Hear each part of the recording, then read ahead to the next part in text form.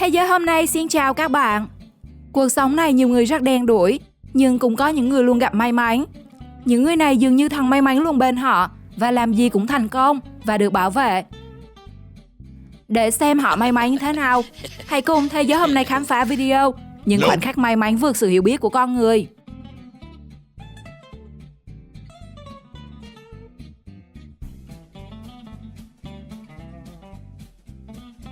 Những người công nhân thu gom rác đã có một ngày làm việc không thể nào tin nổi. Khi đống rác mà họ gom lại là những tờ tiền có giá trị.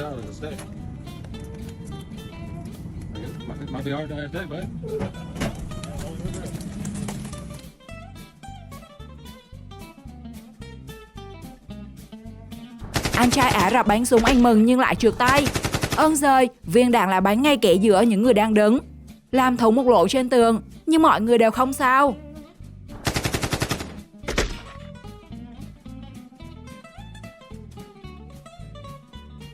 Một nam thanh niên ngồi xe lăn di chuyển qua đường thì bất ngờ một chiếc xe máy mất lái lao tới. Lúc này anh chàng liền bật dậy bỏ chạy trước sự ngỡ ngàng của mọi người. Không ngờ sự cố lại giúp anh chàng bình phục cái chân trong vòng một nốt nhạc.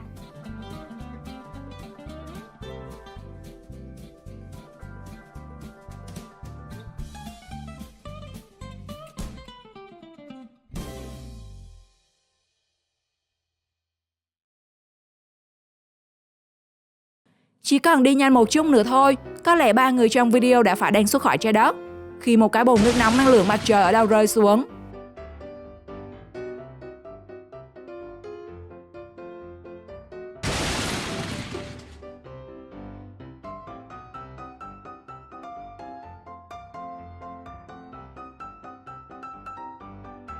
Chúng ta không lạ gì với những cơn mưa, nhưng chắc hẳn đến các nhà khoa học cũng phải bó tay vì không thể giải thích được nguyên nhân của cơn mưa tiền này.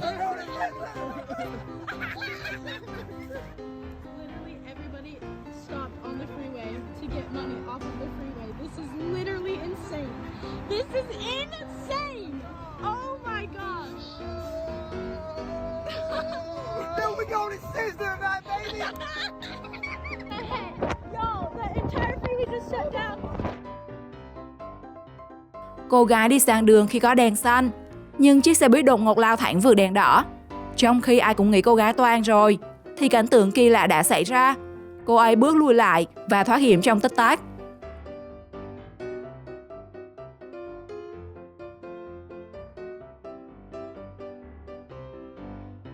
Khoảnh khắc miếng xi măng rơi xuống, có tất cả 4 người ở gần đó. Nhưng may mắn là họ không nằm trong phạm vi rơi, nên tất cả đều được an toàn.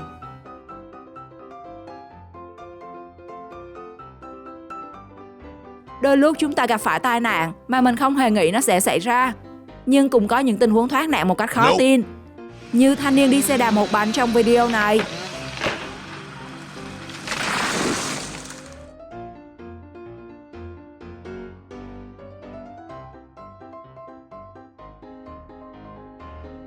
Đâm đầu vào núi, nhưng chiếc trực thăng vẫn quay trở ra an toàn. Bạn nào biết được vì sao lại có cảnh tượng kỳ lạ này? Hãy comment chia sẻ cho mọi người biết nhé!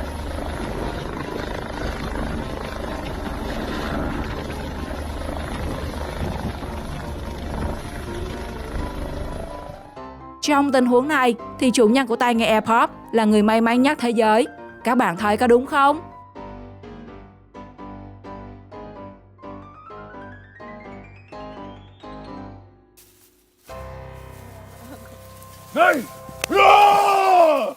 Vô tình gặp phải con bò rừng và bị nó tấn công. Nhưng trước phản ứng của chàng trai thì chẳng hiểu sao con bò quyết định rút lui.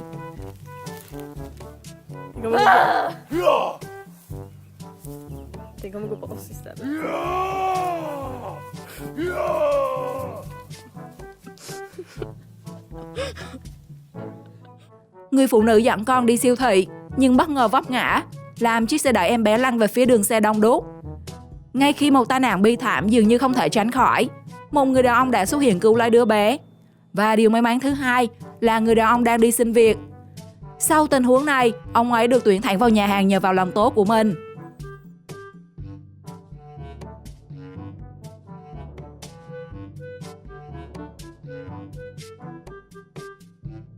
Khoảng cách giữa cánh cửa siêu xe và cái trụ bê tông vừa đủ để cô gái nhận được danh hiệu bàn tay vàng trong làng đổ xe.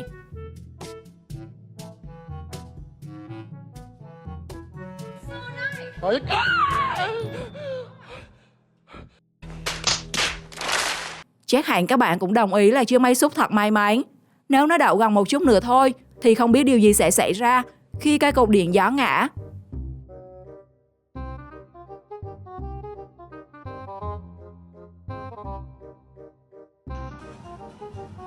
Nhờ con mèo bấm quay thưởng trong game, nào ngờ nhận được may mắn thật. Bạn nào có chơi game, cứ nhờ boss nhà mình bấm xem có may mắn không nhé.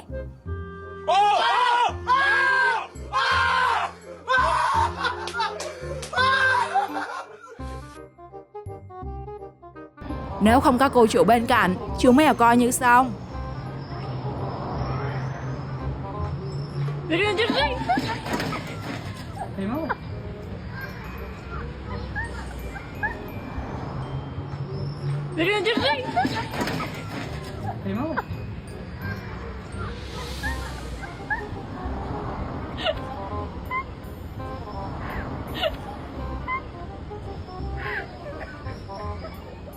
Отойди, пусть домой зайдет. Ты ему мешаешь.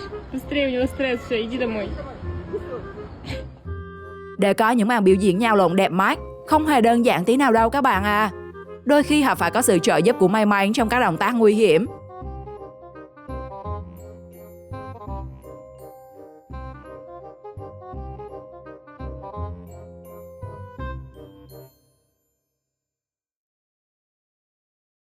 Nam thanh niên đang đi bộ sát lề đường thì một chiếc ô tô mất kiểm soát bất ngờ tông thẳng vào. Chàng trai đã phản ứng nhanh như điện khi bật nhảy lên tránh được tai nạn một cách hy hữu.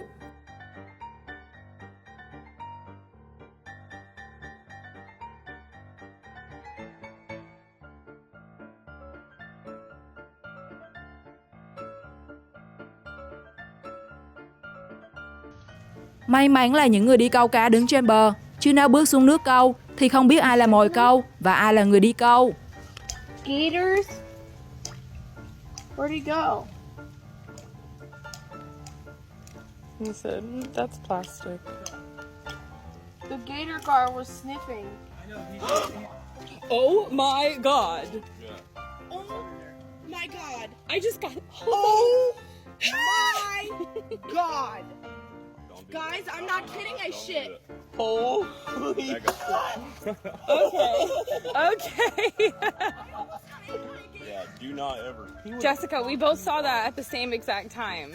I'm racing. That whole time and we didn't. Look, feel my stomach. I'm like shaking.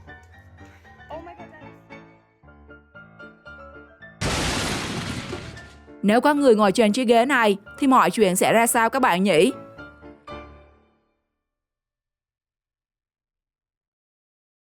Ngay khi chúng ta nghĩ rằng sẽ có một vụ tai nạn thứ hai xảy ra, nhưng không, dường như có một thế lực nào đó đã tách hai chiếc xe ra để cô gái qua đường một cách an toàn.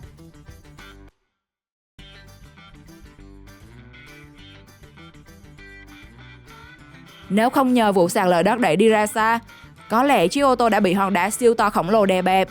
Đúng là trong cái rủi có cái may phải không các bạn?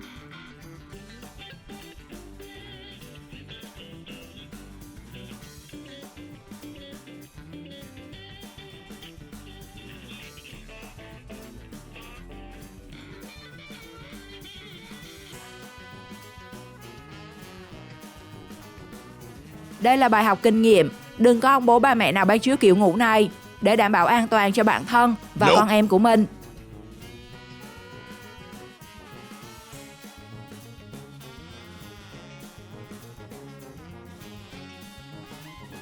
Câu cá trong lúc trời mưa và sấm sét, người đàn ông bị giật điện, nhưng may mắn là nguồn điện không quá lớn nên ông ấy vẫn an toàn.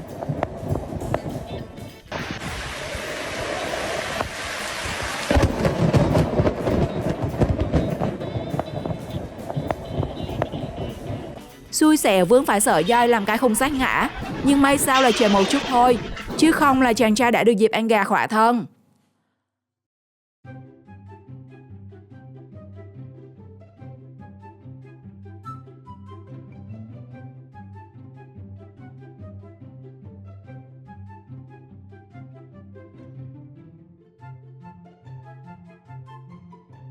hướng dẫn cho tài xế đậu xe. Thanh niên được dịp tận tới già khi gặp ngày lái mới.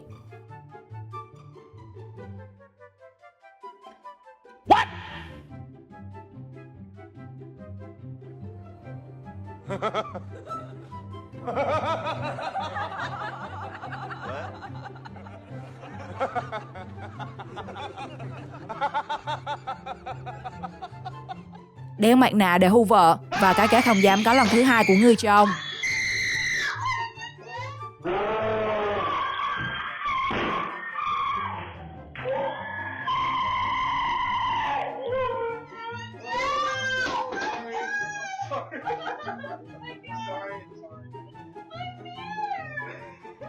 Chỉ với một cú ném, người đàn ông đã được đổi nón một cách gọn gàng.